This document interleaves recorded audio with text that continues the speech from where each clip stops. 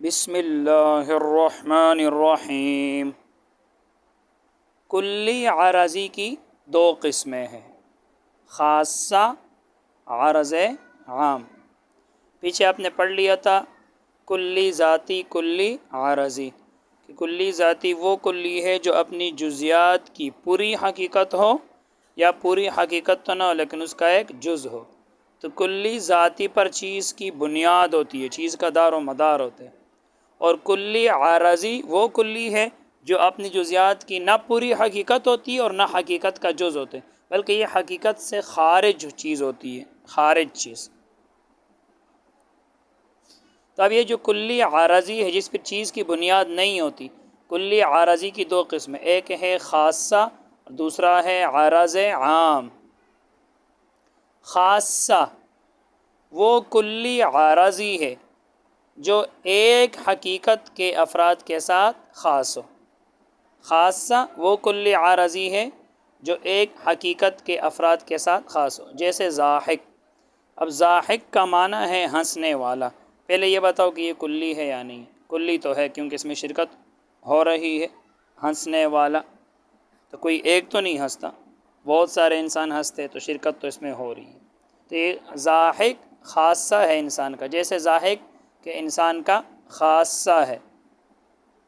اور زید، عمر، بکر جن کی حقیقت ایک ہے، سب کے ساتھ یہ خاص ہے۔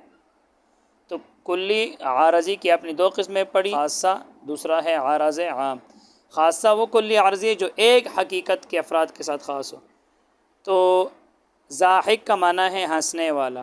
اب زید، عمر، بکر سب کی حقیقت ایک ہے، سب کی حقیقت کیا ہے؟ حیوان ناطق۔ تو یہ ایک حقیقت کے افراد کے ساتھ خاص ہے، ضاحک۔ تو آپ مجھے بتاؤ کیا ضاحک انسان کی پوری حقیقت ہے یا اس کا جز ہے؟ نہیں، کیونکہ انسان کی پوری حقیقت کیا ہے؟ حیوان ناطق۔ اس کا جز بھی نہیں ہے، اس کا جز حیوان ہے یا ناطق ہے۔ تو ضاحک نہ پوری حقیقت ہے نہ حقیقت کا جز ہے، تو یہ کیا ہے؟ عارضی۔ کیونکہ کلی عارضی کس کو کہتے ہیں؟ جو اپنی جزیات کی نہ پوری حقیقت ہو نہ حقیقت کا جز ہو بلکہ حقیقت سے خارج ہو۔ تو خاصہ آپ نے پڑھ لیا وہ کلی عارضی جو ایک حقیقت کے افراد کے ساتھ خاص ہو۔ تو ضاحک کا معنی ہنسنے والا، اور انسان ہی ہنستا ہے یا انسان کا خاصہ ہے، تو انسان کے جتنے بھی افراد ہیں، زید، عمر، بکر، سب یہ ضاحک ان کے ساتھ خاص ہے، اور ان سب کی حقیقتیں کیا ہے؟ حیوان ناطق، ایک ہی ہے سب کی حقیقت۔ کوئی دوسری مثال لے لیتے ہیں۔ مثال کے طور پر کاتب، یہ بھی کیا ہے؟ خاصہ ہے۔ کاتب کا کیا معنی ہے؟ لکھنے والا۔ اب کاتب کا کیا معنی؟ لکھنے والا۔ اس میں بھی کیا ہو رہی ہے؟ شرکت ہو رہی ہے، کیونکہ کوئی ایک انسان تو نہیں لکھتا، بہت سارے انسان لکھتے ہیں۔ تو کاتب یہ کیا ہے؟ خاصہ ہے انسان کا، ایک حقیقت کے افراد کے ساتھ خاص ہے، انسان ہی لکھتے ہیں۔ زید، عمر، بکر جتنے بھی انسان کے افراد ہیں، اور سب کی حقیقت کیا ہے؟ ایک ہے، حیوان ناطق۔ تو کاتب بھی کیا ہے؟ انسان کا خاصہ ہے۔ ضاحک بھی کیا ہے؟ انسان کا خاصہ ہے۔ نمبر 2 ہے عارض عام۔ کلی عارضی کی اپنی دو قسمیں پڑھی، نمبر 1 خاصہ، نمبر 2 ہے عارض عام۔ اب عارض عام پڑھتے ہیں۔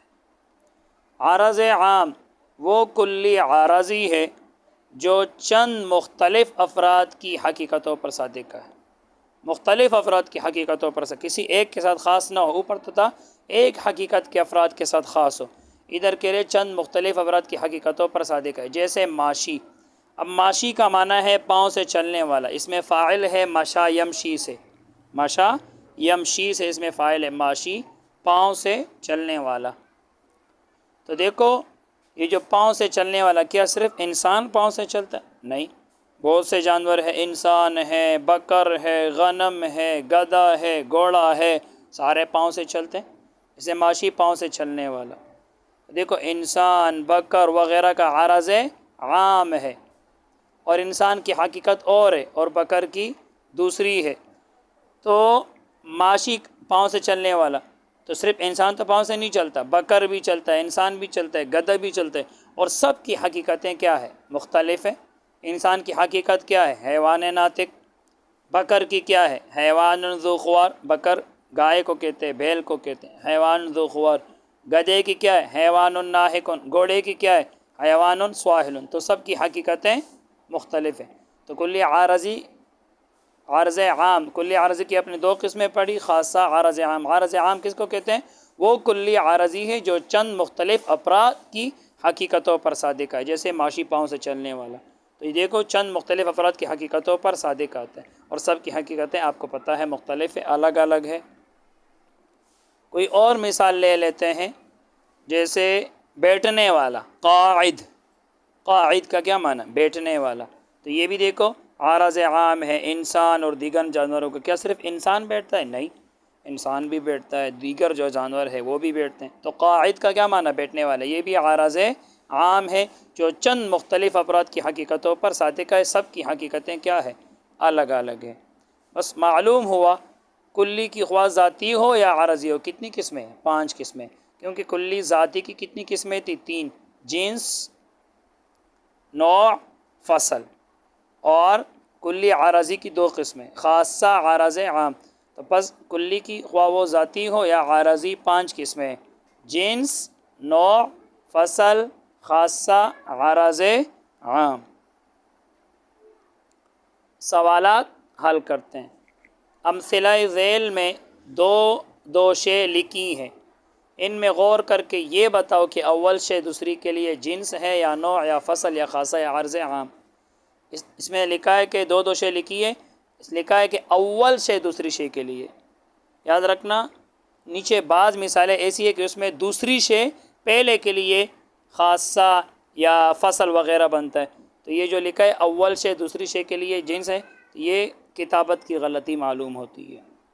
تو اس کو اگر آپ یوں کر دیں کہ کون کس کے لیے، کون کس کے لیے جنس ہے یا نوع یا فصل یا خاصہ یا عارض عام، تو پھر درست ہو جائے گا۔ تو ابھی آپ نے بتانا ہے، غور کرنا ہے۔ دیکھو یہ 2 شے لکھی ہے، حیوان، فرس، تو آپ مجھے بتاؤ کہ حیوان فرس کے لیے کیا ہے؟ جنس ہے، نوع ہے، فصل ہے، کیا ہے؟ جنس ہے۔ کیوں؟ جنس کس کو کہتے ہیں؟ آپ نے پڑھ لیا تھا، جنس وہ کلی ذاتی ہے جو ایسی جزیات پر بولی جائے کہ ان جزیات کی حقیقتیں الگ الگ ہو۔ تو اب یہاں دیکھنا، یہ جو حیوان ہے، تو یہ حیوان صرف فرس، صرف گھوڑے پر بولا جاتا ہے یا حیوان اور بھی چیزیں؟ حیوان اور بھی چیزیں ہیں، دیکھو گدھا بھی حیوان ہے، اور انسان بھی حیوان ہے، گائے بیل بھی حیوان ہے، اور سب کی حقیقتیں کیا ہے؟ الگ الگ ہے۔ دیکھو انسان کی کیا ہے؟ حیوان ناطق، فرس کی کیا ہے؟ حیوان سواحل، اور گائے بیل کی کیا ہے؟ حیوان ذو خوار۔ تو دیکھو یہ حیوان جن پر بولا جاتا ہے سب کی حقیقتیں کیا ہے؟ الگ الگ ہے۔ تو حیوان یہ جنس ہے کس کے لیے؟ گھوڑے کے لیے۔ آگے دیکھیں، جسم نامی، بڑھنے والا جسم، شجر انار، انار کے درخت کے لیے، بڑھنے والا جسم شجر انار کے لیے، انار کے درخت کے لیے کیا ہے؟ جنس ہے، نوع ہے، فصل ہے، کیا ہے؟ تو یہ جنس ہے۔ کیوں؟ کیونکہ جسم نامی کا کیا معنی ہے؟ بڑھنے والا جسم۔ تو کیا صرف انار کے درخت کا جسم بڑھتا ہے؟ دیگر درختوں کا نہیں بڑھتا، جانوروں کا نہیں بڑھتا، انسانوں کا نہیں بڑھتا؟ بڑھتا ہے۔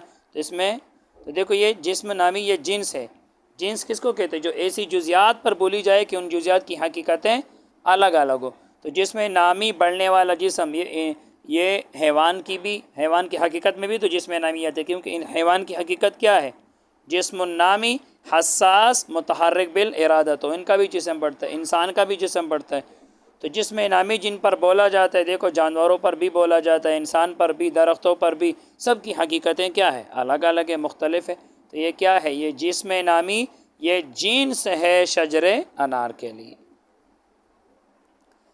دیکھو نمبر 3 ہے حیوان حساس۔ اب یہاں دیکھو پہلی شے دوسرے شے کے لیے نہیں بن رہی، بلکہ دوسری شے پہلے کے لیے، یاد رکھنا یہ فصل ہے۔ حساس کا معنی ہے حس رکھنے والا، حس رکھتا ہو، محسوس کرنے کی قوت ہو اس کے اندر۔ تو یہاں حساس جو ہے یہ فصل ہے حیوان کے لیے، فصل ہے۔ کیوں فصل ہے؟ حساس کا معنی ہے جس کے اندر محسوس کرنے کی قوت ہو۔ تو دیکھو یہ حیوان کے لیے فصل بن رہے، کیونکہ حیوان کی حقیقت کیا ہے؟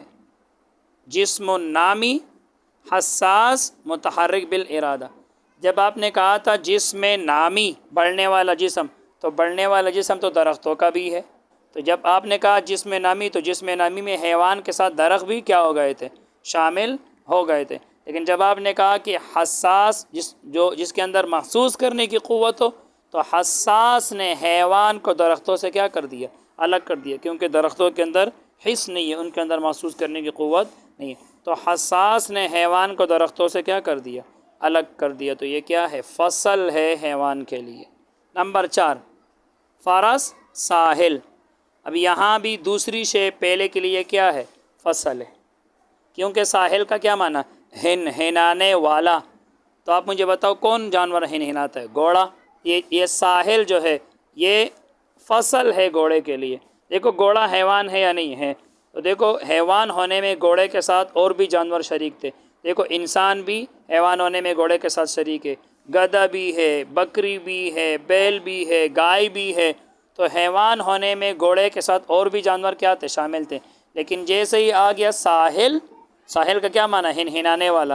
تو ساحل نے گھوڑے کو کیا کر دیا؟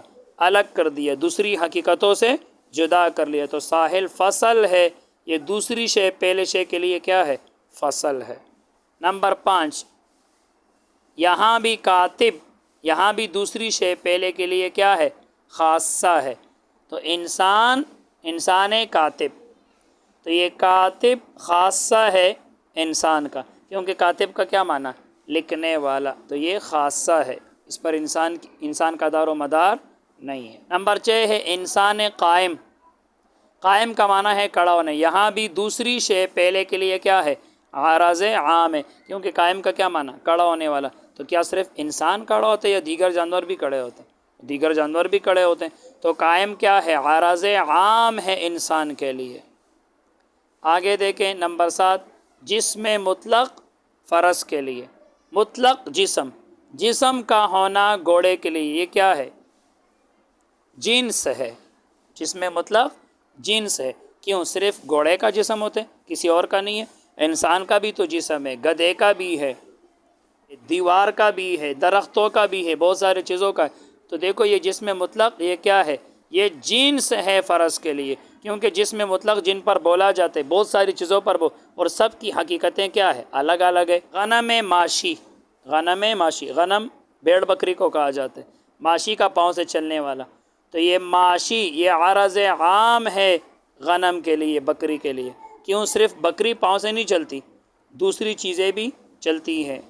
حمار ناحق، ناحق کا کیا معنی؟ رینگنے والا۔ اور کون جانور رینگتا ہے؟ گدھا ہی رینگتا ہے۔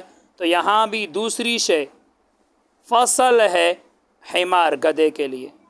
یہ دیکھو حمار گدھے کو کہتے ہیں، اور یہ کیا ہے؟ حیوان ہے۔ تو حیوان ہونے میں گدھے کے ساتھ اور بھی جانور کیا تھے؟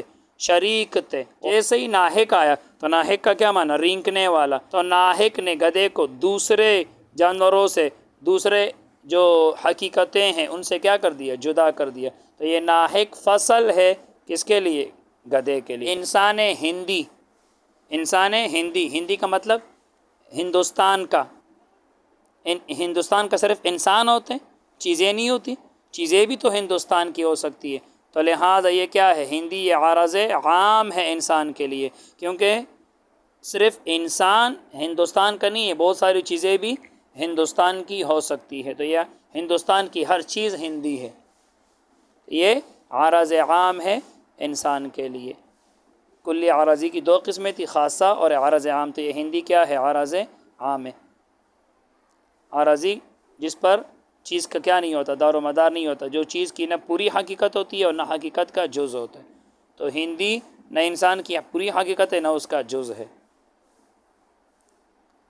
باقی جو خارجی مثالیں ہیں وہ انشاءاللہ اگلے سبق میں۔ بس آج کے لیے اتنا ہی۔ اللہ تعالی ہم سب کو علم نافع عطا فرمائے۔ السلام علیکم۔